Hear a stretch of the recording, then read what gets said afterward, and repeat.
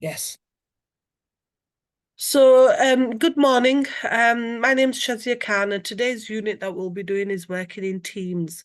And the learning outcome today is the final learning outcome, which is learning outcome 4, which is can review own employability skills.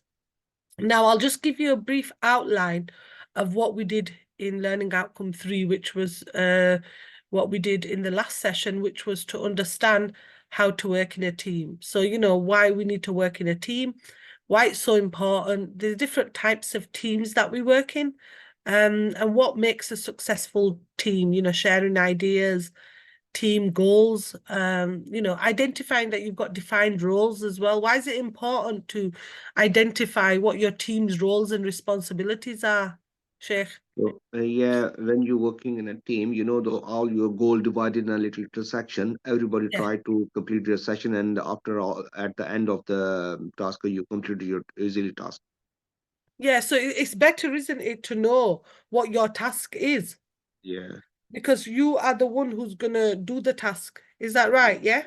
yeah, yeah, yeah. Yeah, so you're gonna fulfill the task. It needs to be clearly identified by your team leader. Hmm. Whoever your team leader is, it needs to be identified them that, oh yeah, this is how what your task is, Sheikh, this is what your task is, anyone else. Okay, so it identifies what your tasks are, what your role is, and what your responsibility is to that team. Yes, We also looked at the benefits of team roles and responsibilities. So, things like, if you have a role, it kind of eliminates any sort of confusion. People are able to work better if they've got a role. yeah, And I feel like that as well sometimes. If I have a role and a function to do, I feel like I work better yeah, within that role, if I know what I'm doing. We also looked at Belbin's team roles, which when it looks at, if a team is performing at its best, you usually find that each member has clear responsibility, and that's looking at Belbin's theory. We then went on to look at determining how to resolve conflicts. It's so important when you bring different people together from different perspectives and mhm, different knowledge and different, you should be able to, as a team leader, you should be able to bring everyone together and try to resolve any conflicts, because conflicts do happen, within a team. Some people think I am better than you, the other person thinks I know this, so you should be fair and you should be impartial and you should step in, when it's needed. If you see something happening, if you yeah, see that one person is controlling and dominant than the other person, you should bring in your own perspective and stop everything.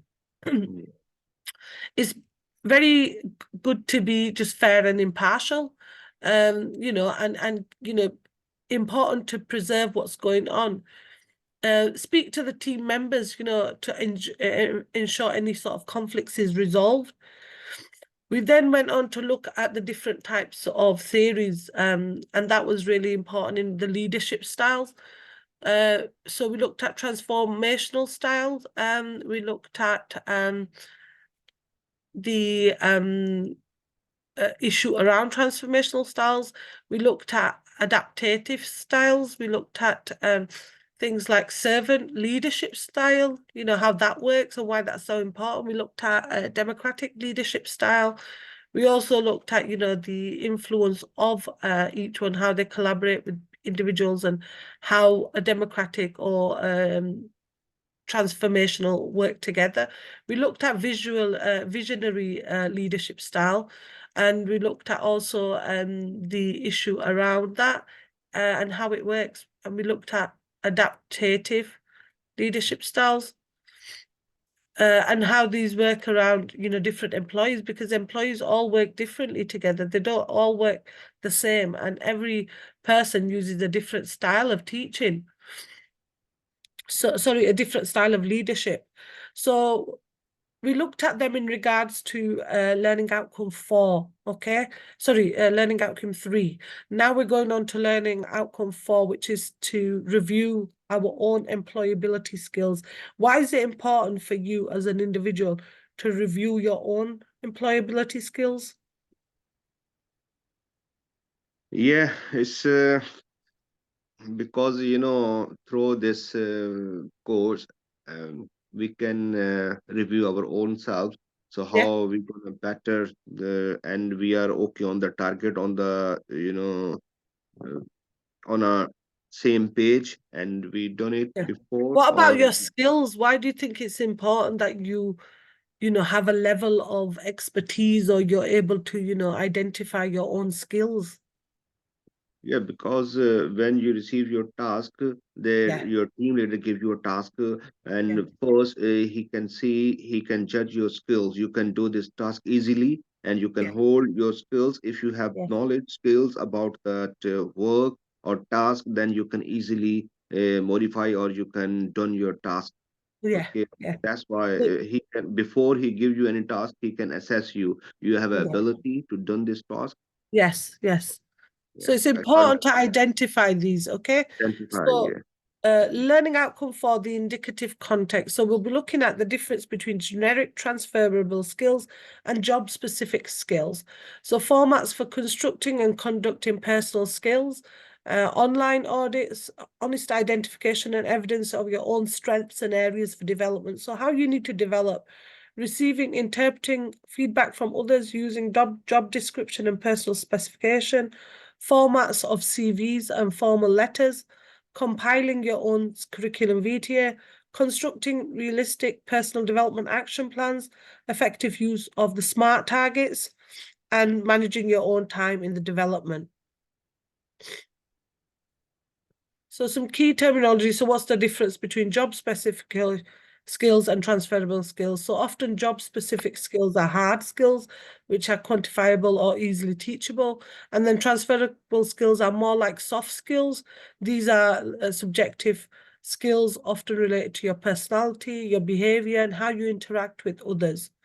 Personal skills audit. So this audit is focused on evaluating an individual's skills, competencies, and abilities. So personal skills audits are helpful for employees when they're looking at, you know, if you apply for a job, Sheikh, and you want to, if the employee looks at your skills and your qualifications and things, it helps them come up with an idea if you are suited for that job or not. You know, so Yeah, it's so yeah, yeah. important.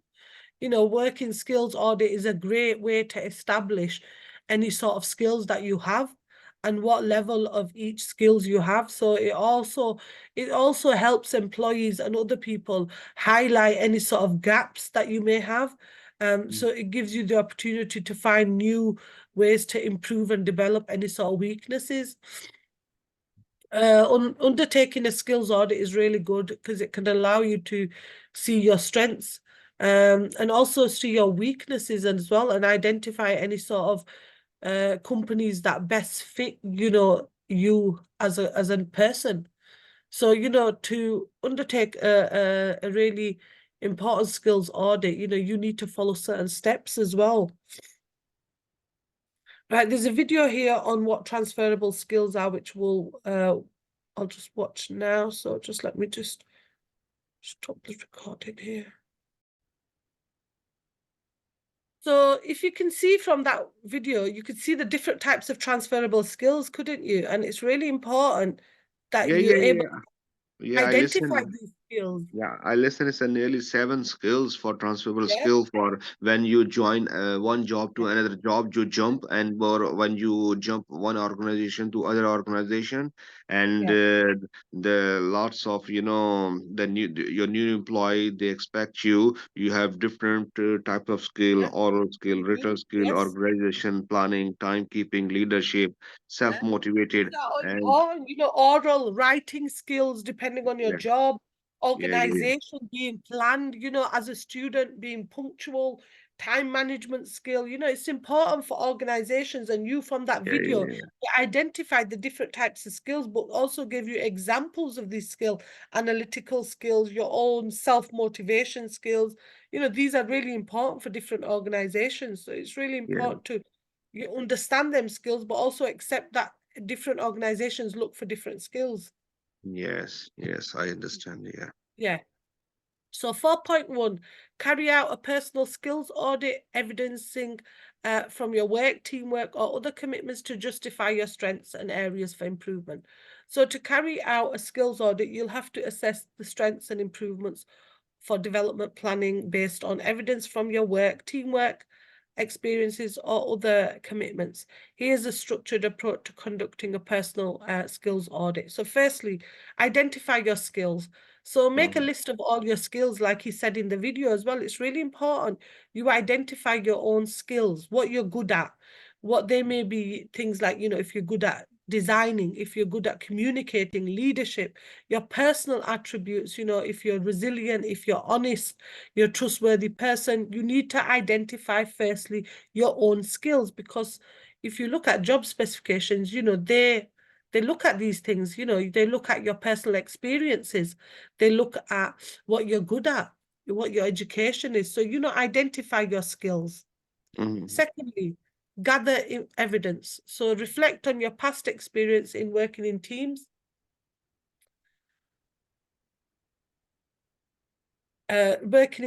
but also looking at considering other commitments, specific instances where you demonstrated the skill. So, but where you've worked in a team and demonstrated you have the skill, look at maybe where you worked in an organization and you had to meet a goal. You need to provide evidence of that, personal reflection, performance evaluation. And then thirdly, assess your strengths. It's so, so important you assess your own strengths. So you are able to provide evidence, but you demonstrate that you have the skill. There's no point saying I have skills in IT when you go for the job and they give you a job to do and they tell you to use Excel and you have no skills.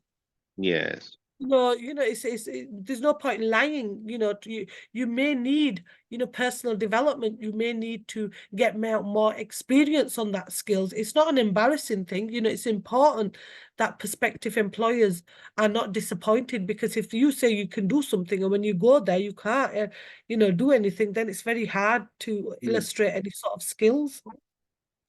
So you need to provide concrete examples and achievement to illustrate your strengths. Highlight instances where skills have contributed to successful outcomes and a positive outcome. So you need to be able to do that when you're, applying for jobs or in an interview or anything like that. Identify areas for development. Now, we all have areas for development. If there's any gaps or anything, you need to be honest with yourself and not lie, because, employers have expectations, don't they? People have expectations that you are able to, achieve something, and if you can't achieve it, like I said, you lead to disappointment. So consider areas where you can improve or develop new skills. These may be skills that lack or areas where you receive feedback for improvement. Even as an employee myself, I'll be self-reflecting, and if I receive some feedback, I appreciate receiving that feedback because it helps you improve. If I give you an assignment and you do that assignment and you've gone a little bit, you've not put something in, you should appreciate someone giving you feedback and saying, oh, this is where you need to go wrong. This is where you've gone wrong, sorry, where you need to go right, and you need to do this and that. So it helps, doesn't it? Be honest and self-aware of identifying your areas for development. So if you need training, focus on skills that are relevant to personal development. So if you need any training skills, tell your employer that you need these training skills. If you need, to attend any courses, make sure that you develop them and ask them that you need to attend developing, to enhance your skills. Number 5, justify strengths and areas for development. Use evidence from your work, such as team experience or other commitments, to justify strengths. Provide examples, anecdotes, or achievements that demonstrate your strengths for development. So, identify that you've done these in a team, you've given feedback, you're able to identify your strengths and weaknesses. So it's really important. Create an action plan. Now, why is it so important to create an action plan? When you receive a task, so before you task, basically you need to make a a body frame or a framework about this task. How can you complete? What's the time schedule? When did you complete? What's your basically it's a preparation Yeah, it's like, before the yeah. action.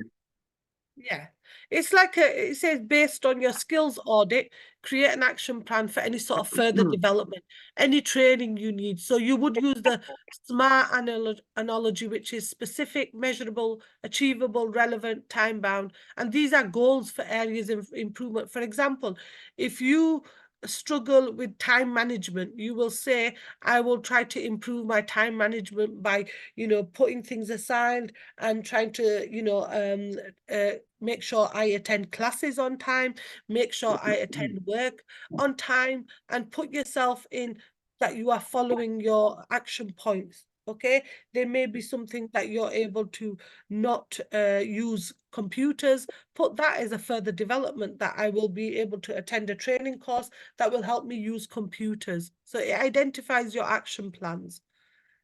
Identify any resources, opportunities, or activities that will help you strengthen your skills and achieve your development goals. This may include training programs, mentorship, self-study, or hands-on experience. Number 7, seek feedback and review progress. Share your skills audit and action plan with other people and trusted colleagues for feedback. It's really good to get feedback. I think personally it's very good to identify if there's any sort of feedback opportunities. It's very good to get feedback because you're able to improve it, and get better. So, you need to be able to get this feedback. Regularly review your progress towards your development goals and adjust your action plan as needed. So celebrate any sort of achievements and milestones along the way. In conclusion, by following these steps, you can conduct a thorough personal skills audit, identify your strengths and areas for development, and create a targeted action plan for continuous improvement and growth. Why do you think, in your opinion, why do you think it's so important to uh, you look know at your personal development? Why do you think it's so important? because the conclusion at the end, you can see where you are, uh, and your team leader gives you a target, and after the time frame, and it's all is on the conclusion. So where you are, you achieve this target or no, or you are in middle, and what's your progress, and how you work on this course of action. So that's why all conclusion is very, very important. You can learn where your mistakes, where your fault, where you achieve, how much you achieve. So that's why at the end you must done your conclusion. So I even you can success in this course or you fail where you are, where you be standing. So that's why after this you can make a conclusion.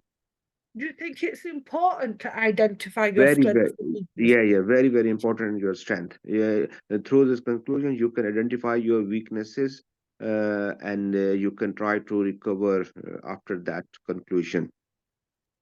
Yeah, so it's really important you identify, that if you need any future training or any sort of developments, then you will be able to do that. Because if you don't identify your skills, then you are just kind of fooling yourself and everyone else as well. You're Yeah. evaluating on your individual skills, your competencies, your abilities, so having a personal audit is really, really important for any employee when identifying your job, how it's best suited for you, and identifying how it is going to help, individuals assess your weaknesses and your strengths. And it also is a good way of creating a career Mm. plan, for Yeah, you to achieve your goals. yeah. If you do that, it'll help you. Mhm.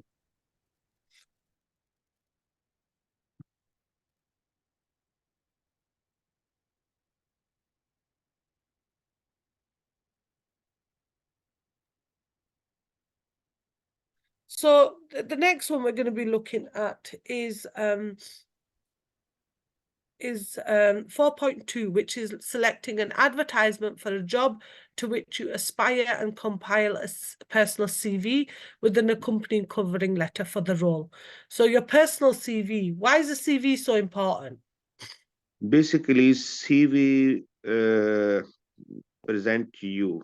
When Okay. anybody, any director see your Yeah. CV or curriculum vitae, Yeah. so and then he can assess you, he can judge you without your ability, without your knowledge, without your experience. First, he can learn about you, and through Yeah. when he reads your CV and he have just little bit idea about your personality, you have Yeah. the competent of this job. Can I give Yeah. you a job? Can I give you a task? Can I Yeah. hire you of this position? Can you meet my all expectation? Can you meet Yeah. my all, the hopes in the future? Can you are successful for my business? So Yeah. that's why your CV is the first paper before you starting the job. Yeah. He introduced about your personality, your Yeah. perspective, yeah. So Your basically, skills, your yeah, skills, it has everything on. yeah, So it's everything. literally, yeah, it's a short summary of your skills and your experience and your qualification.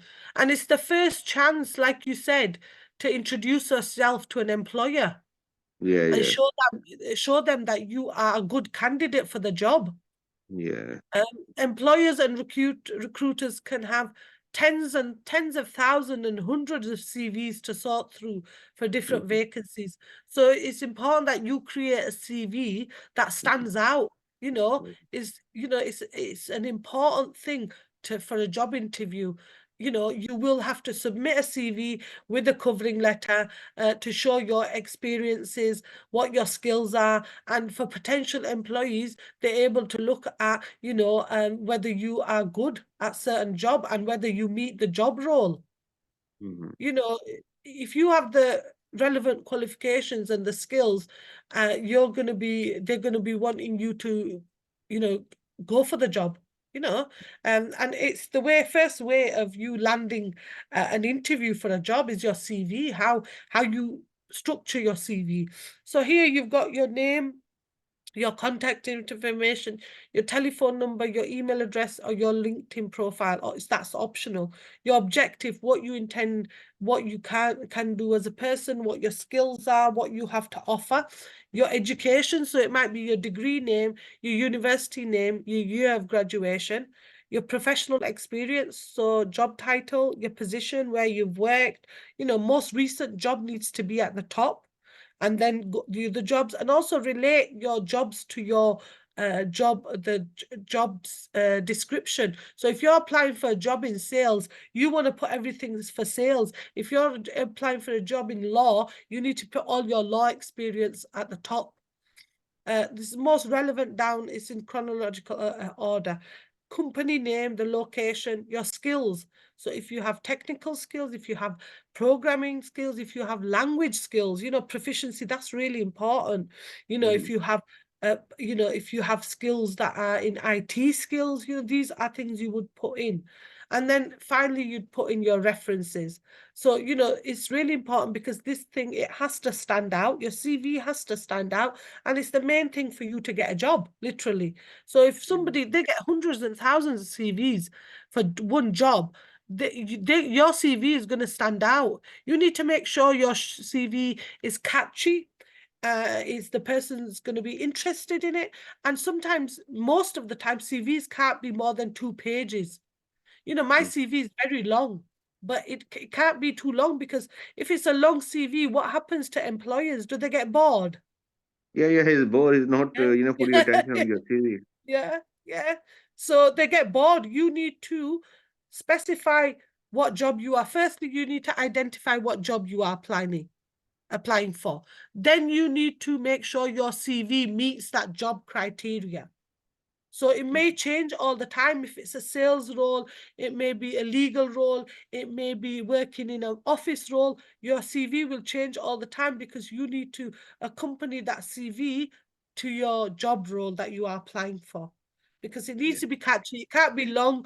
People get bored, they won't read too long CVs. I know that. Mhm. I've done interviews, and when the CV is so long, they stop reading it. It Yeah. needs to be at least 2 pages because you are meeting the criteria of the job you are applying for. So the next one is a covering letter. So when we talk about covering letter, why is a covering letter good with the CV? Why do you think Oh, a covering letter is good? Covering letter. In covering letter, to be honest, it's a little bit difficult. Yeah, no, covering letter is literally there. It's a formal letter that is submitted with your CV when completing a job application, and is covering letter is written specifically for that job you're applying for. Mm-hmm. It's important opportunity for you to showcase again your skills, your experience, and whether you fit for the job. You know, you're a great fit for the job. Recruiters often, you know, like a well-written cover letter. You know, they like the CVs, but they also like a covering letter with the CV. And a lot of employees, I will tell you, are quite impressed with covering letters. They prefer that. And they Most also request it. If you see job applications, some employers request a covering letter. so we give two things: one covering letter, one is personal CV. So when we apply the Yes. job. Yes. And some employers will say that in their job description that you provide a CV with a covering letter. Okay.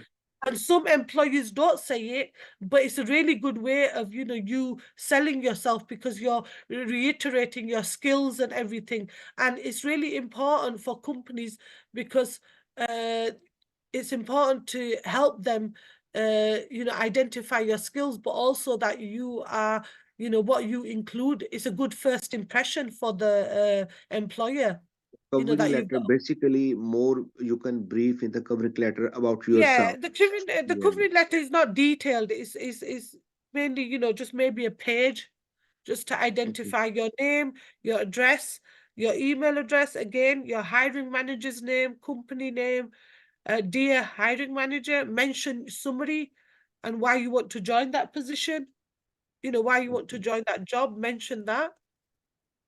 Okay.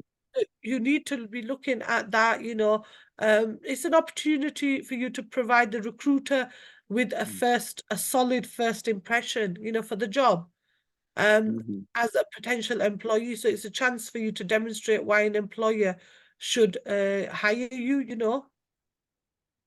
Okay.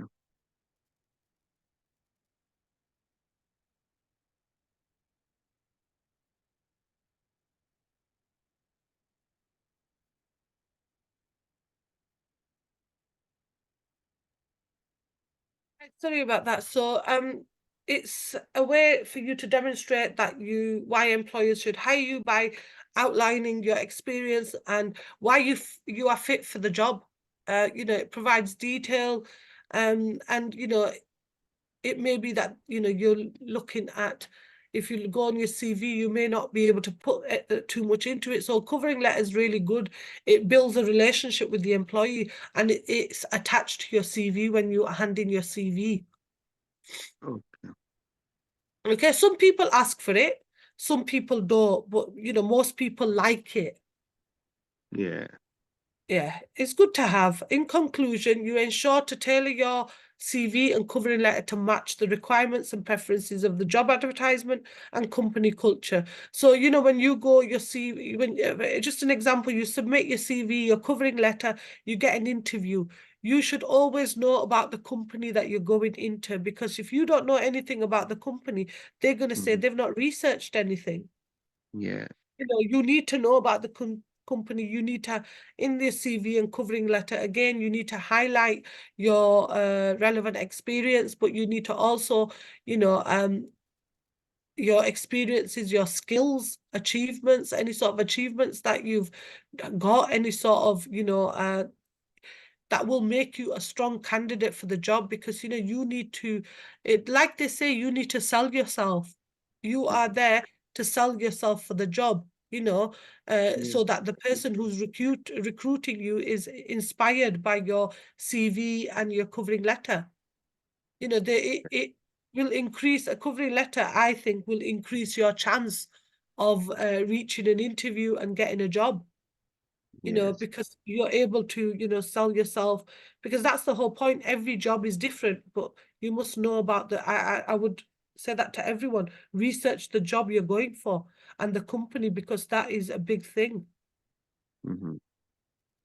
The next one we're looking at is 4M1, and that's looking at constructing a plan, action plan for developing skills that you identify as requiring further improvement. So to create any sort of personal growth and professional development plan, start by defining your results, determine your required skills, and do an action plan, because it helps you identify what your skills are and any sort of improvements that you need to make. Mhm. So we've got number 1, which is identify targeted skills, which I just mentioned. So reflect on your skills identified during the personal skills audit that require further improvements.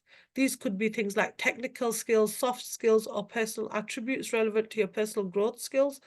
Again, number 2, look at SMART goals, and that's the acronym of specific, measurable, achievable, smart, relevant, and time-bound. Clearly, for SMART, you clearly need to define your skills. You need to aim to develop and why they're so important for your personal development and growth. Measurable is to establish measurable criteria to track your progress and determine when you successfully developed the targeting skills. Achievable is to ensure that your goals are realistic and attainable with a reasonable time frame. And then relevant is to align your skill goals with your career aspirations and demands of. So you wouldn't, if you were going for a job in IT, you wouldn't do a training on anything in sales, would you?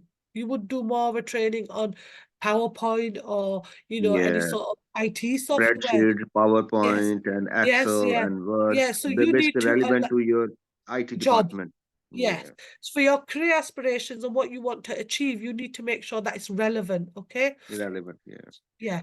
Time bound is setting deadlines or milestones to keep yourself accountable and, maintain that you are going to achieve your skills. It's a development for the future.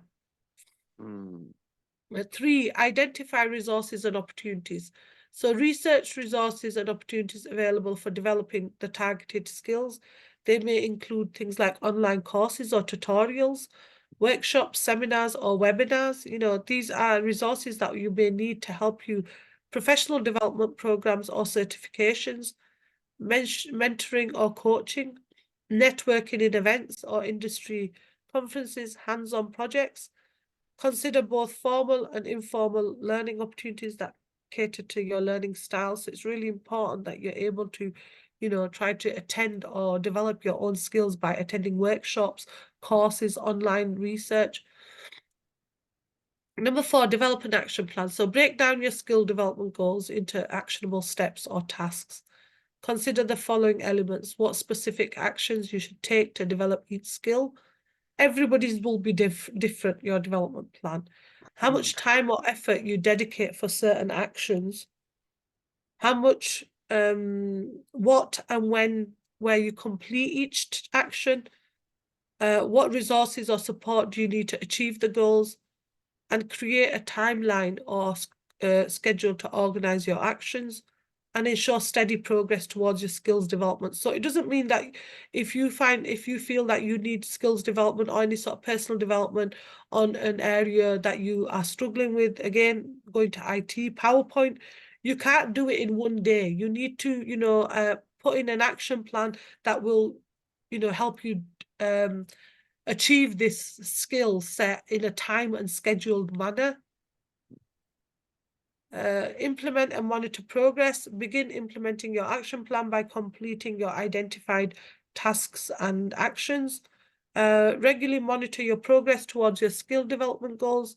Assess whether you are on track. Why is it so important to keep and monitor your action plan? Because you can see when you monitor your action plan, you can judge your weaknesses Yeah. and you can recovery of And do you your think weaknesses. if you set yourself a deadline, Sheikh, would you make sure you follow that deadline?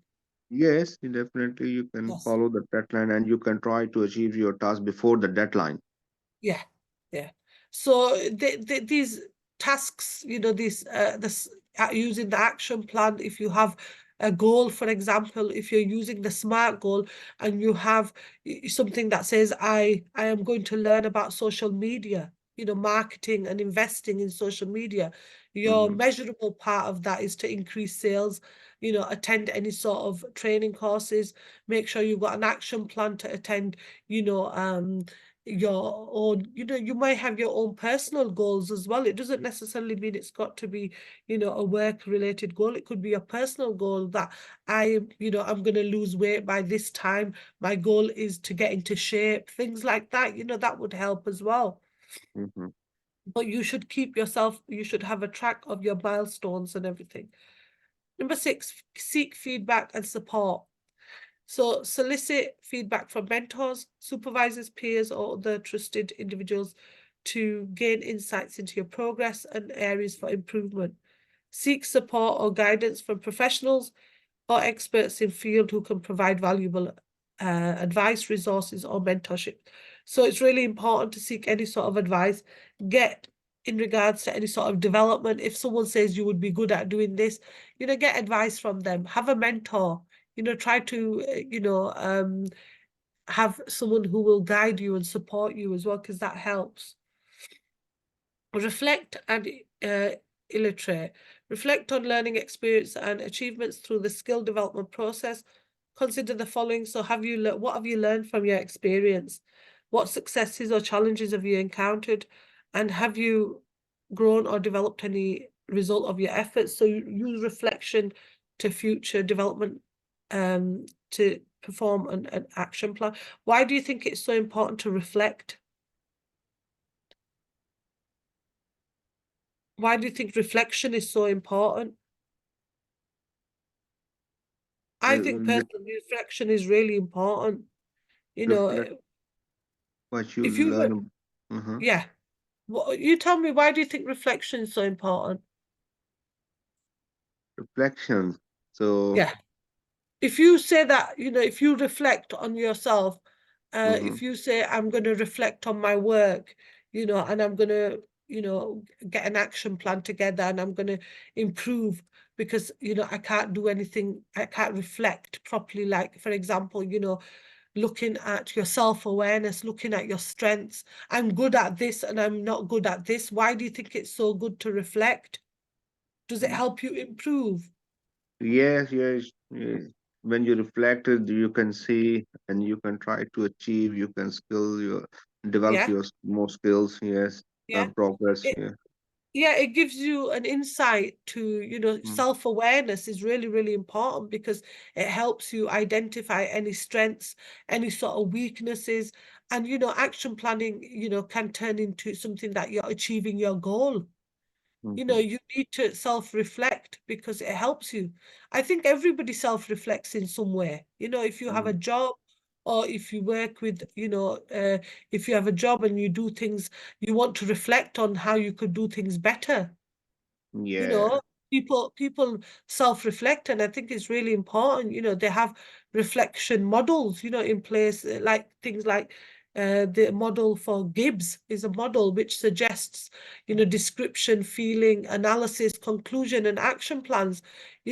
Creating an action plan through self-reflection is really good because you're yes. reflecting on, you Through reflecting, yeah, basically you can judge yourself. How can I save yes, time? How can I achieve? How yes, can I yeah, improve these skills in a yeah. short manner, short time? So I think maybe it's reflect. good. I think self-reflection is really good. Mhm. Some people don't like to self-reflect because they think that they know what they're doing and they don't need the help or they don't need to attend any training courses. But self-reflection is really important, Yeah. because you need to improve your knowledge. You need to allow yourself to develop more skills. You need to, Mhm. maybe go into looking at, looking at your own experiencing and reflecting on them experiencing. If you think you can't do well in something, make sense of that, critically reflect, Mhm. and then the way you critically would reflect is the way that, you'd be looking at, trying to improve yourself, but also trying to do maybe more courses and things. Yeah. So in conclusion, by following this action plan, you can systematically develop the skills identified as required further improvement, enhance your capabilities, and ensure that, your personal development aspirations are met. Remember to stay committed, adaptable, and resilient throughout your skill development journey, because it's, it's a journey for you to reflect on all the time, what experience you need, what skills you need, and, for example, if you need, you would implement your reflection in your action plan, because it help you, and you would have a time frame of when you need to review your action plan. So these action points are really important when reflecting and producing a good action plan as well. So we've done learning outcome 3 now. These are some of the resources that you could use for learning outcome 3 in regards to what we've used for today's session. So these are some of the books here, Coleman's, Goldman, emotional intelligence. You've got some more references here. Also, you've got Moodle to reflect on in regards to any sort of ebooks or any sort of reading, which I'm going to get it sorted for you as well, Khurram, in regards to Moodle to get any sort of resources. Sheikh, sorry, and I'll email them in regards to that. If you've got any sort of queries or any sort of any questions, email learnerwork@ukvarsity.co.uk, and submission of your assignment needs to be done on learnerwork and submitted at ukvarsity.co.uk. Assignment submission is 2 weeks after the completion of the unit and its delivery. So today is the last learning outcome that we've done today. And then the next session, which is tomorrow, will be your assignment discussion, which you'll be able to get an idea of how to do the assignment, what to put in the assignment, and the completion of the assignment. And then you need to submit that assignment to learnerwork@ukvarsity.co.uk. Do you have any questions, Sheikh, before we finish? No, but just this is my first assignment, so I'm a little Yeah. bit confused. How many words I writing? What's the topic? Where I start from and Yeah, where I we'll go to? go. No, but the assignment discussion will help you with that tomorrow. Okay, tomorrow 6 Okay? p.m. Yes, we'll do that, and it'll help you with the assignment discussion. Okay? Okay, and they not sort my Moodles and how can I Yes, but go in? I'll email Jill now. Okay? Okay, okay. Okay. Thank you. Thanks a lot. Thank you, Shazia. Thanks a It's lot. okay. I'll see you tomorrow. Okay? Thank you. Okay, okay. Thank you. Thank you. Bye. Bye. Thank you.